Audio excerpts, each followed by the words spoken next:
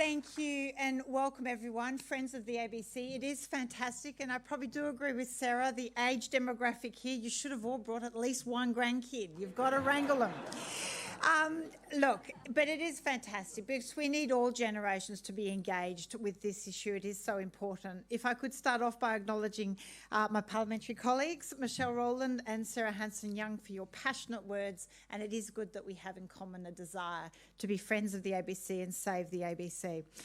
Thank you also, and if I may pay my respects to the Indigenous elders past, present and emerging, and acknowledge that we own the land of the Gadigal people, that the land was never ceded, and that may we learn from the oldest living culture, civilisation, to tread more lightly on this earth. And I acknowledge their custodianship of air, water and land, and that the cost of the sharing, and pay my respect for that sorrow that they feel.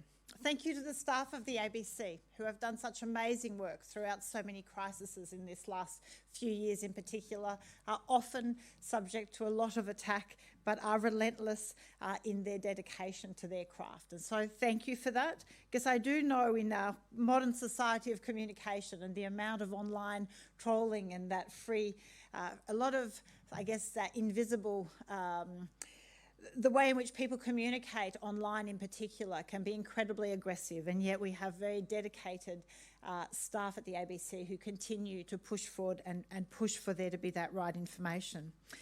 Because the fourth estate is an absolutely central pillar of our democracy, of any democracy, and we're seeing that with the influence of propaganda during the conflict in Ukraine, for example. We know the importance of information. We saw that with the rise of fake news and the 2020 US presidential election, and how that can, the loss and the lack of proper information of fake news can absolutely lead to civil unrest, but also a real erosion of trust in government and in outcomes of elections, and we can't allow that to happen. So it is no more important to our democracy and society than the ABC in Australia.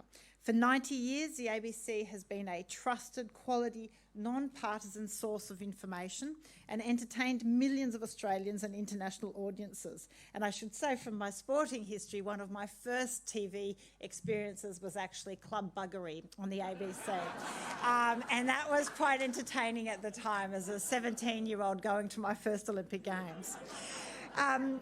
But we know what a trusted brand it is. 79% of Australians trust the information they're provided by the ABC.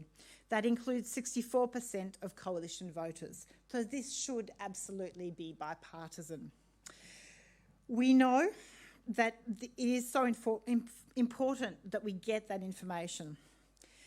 But we need to also make sure that the ABC in its role also is mindful not of always reinforcing the idea of a dichotomy of Australian politics, that it is just about two parties. We need to ensure that our public broadcaster also always shows the full variety of political choice that there is. But we know the importance recently was around keeping our communities safe. How can we forget the 2019-2020 bushfire seasons that raged across Australia, that millions turned into the ABC for factual, up-to-date information, and that in so many instances saved lives, as we've heard already today. Or during the pandemic, where many listened in to the ABC radio for unbiased updates on cases, unfortunately deaths, lockdowns, vaccinations. Those daily news bulletins were so vital. Throughout these crises, in Warringah in particular for me, almost 67% of people tuned in more often to the ABC than any other source. And during this election, with so much misinformation flowing, and I should say, still no legislation to ensure we have truth in political advertising, so I would argue we need Stop the Lies. Who can be trusted to provide up-to-date and non-partisan information to voters on the issues that matter to them? So in Australia, the ABC has broken many stories exposing commercial or political misdeeds. Four Corners episodes, for example, has regularly led to policy reform and action, and they call this the Four Corners effect. In 2006, it was Four Corners episode of The Greenhouse Mafia which exposed the insidious influence of the fossil fuel lobby on Australian politics. But sadly, it hasn't changed that much so many years later. In 2022, you can still see on sources like a website called Influence Map, you can go and see that during the COVID recovery worldwide, it is still the fossil fuel lobbyists that are the most influential on policy decisions that were made for recovery. So we have to remain vigilant. On a different level, it's the ABC that has educated our children on what it means to be Australian, to keep our culture so present. The ABC regularly runs Kangaroo Beach, a highly successful children's TV show that's produced in Warringah. Through COVID and through some of those measures, that local content, it was so important to ensure that we fight to maintain that content. The ABC has entertained Australians after work and on Saturday nights with high-quality programming such as The Warm Waste, Stateless, Fight for Planet A, and The Australian Stories. Shows which at the same time inform and build awareness on so many important issues.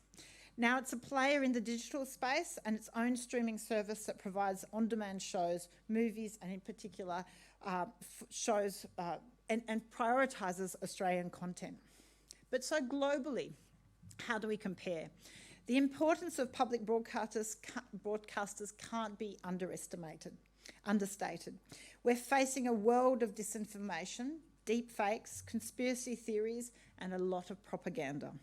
The rise of right-wing populism has been accelerated by misinformation across social media. This movement is illiberal. Sometimes it's violent and it's a threat to our way of life. We have to be vigilant. We see it across all Western democracies to some extent, but particularly acutely in the United States, of course, with the January 6th insurrection. We must always be watchful that that does not rise in Australia. The countries with strong public broadcasters do not have such corruption or extremism, and that's why we must safeguard the ABC. But we have also seen that trend of attacks on the public broadcasters, from the cutting of the funding of the BBC by the Johnson government in the UK to this government's actions here. The attacks on the ABCs there's been a long trend, I acknowledge, by both sides of politics, I would argue. It was Sir Robert Menzies that was incensed by an expose of the influence of prominent RSL had on his government. At the time, he said the sole existence of Four Corners was to discredit his government. Attacks on the ABC were particularly bad during the Hawke government. It shows that if both sides are attacking you, I would argue the broadcaster must be doing something right.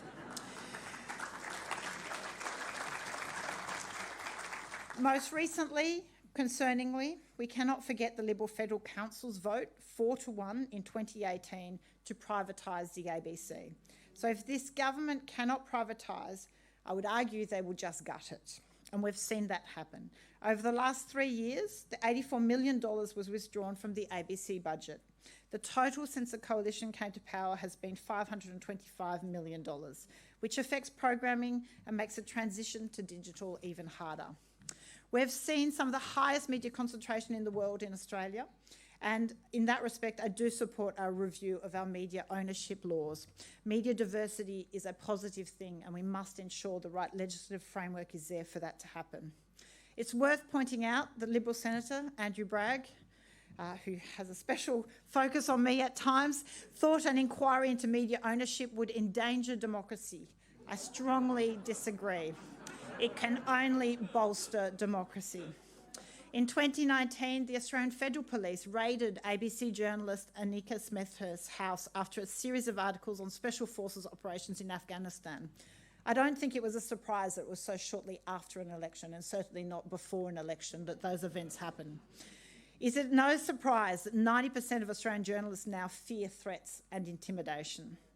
National security legislation waved through by both major parties, has resulted in an insidious secrecy creep which is smothering press freedoms. The raids that have had a chilling effect that makes our democracy weaker. To quote ABC Chair Ita Buttrose, "We need journalism that is vigorous and relentless in the pursuit of truth to serve the public. We need journalists who are prepared to stand defiant in the face of authority and intimidation." So it's not surprising that Australia has a slide from 25th to 39th in the World Press Freedom Index. We can turn this around, and it starts with funding. So and respect the role of the public broadcaster by both sides of the politics. So I do support the restoration of funding. But changes are needed, I think, in other aspects when it comes to caps on campaign spending, for example, because clearly we are in a race to the bottom when it comes to politics. We know the ABC contributes to our economy annually, some $1 billion. So the funding cuts that have go far beyond. In 2014, my predecessor in Warringah cut the funding of the Australian network, the ABC's International Television Service and Radio, Australia ABC. And these services had been seen and heard by millions of households across countries in Asia, Pacific and India. So as we go into this election with such a talk of national security and our Pacific partners, it is important to think about the role the loss of those services have played. Others are now stepping into that vacuum. China is undertaking a comprehensive media strategy in the Pacific. China took over Radio Australia's shortwave frequency when the ABC shut down its services, and they're expanding their national television services to islands like Vanuatu. Significantly, China is offering financial help for struggling media outlets and training journalists. This approach is now seeing dividends with a close strategic partnership with the Solomon Islands and the embarrassment of our government. In Warringah, almost 60% of people think the ABC should have more funding, so we need to reverse the funding cuts. And I absolutely pledge and support that that be done. We've not seen a leadership debate on the ABC in this election, and I think that is shameful and strongly call that out. Whether it's a youth debate, because I'm a big fan of Triple J as well, and I think the young people are desperate for the leaders to actually hear them and actually have a debate that relates to the issues that impact their lives, instead of these nonsensical debates that are tit-for-tat personality contests that don't actually talk about serious issues.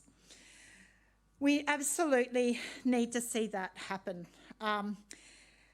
With that consistent and systematic campaigns by News Corp to delegitimise the national broadcaster, it's been going on for decades, but it absolutely must be called out.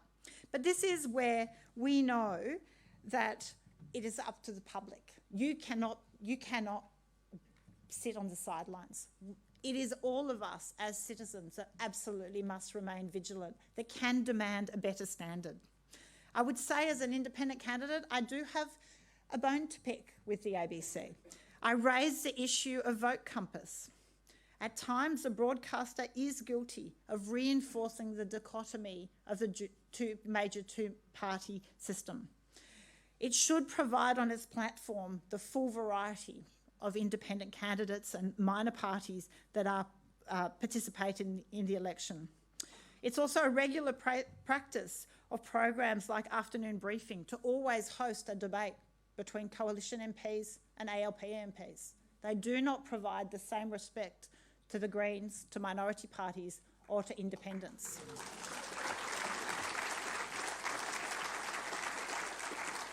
All this does is entrench the two-party dichotomy, and that is not to the benefit of our democracy.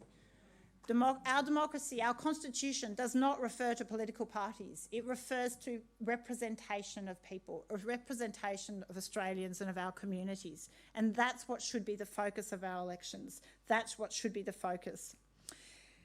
So it's clear that in many inner city seats, there is a strong support for the ABC.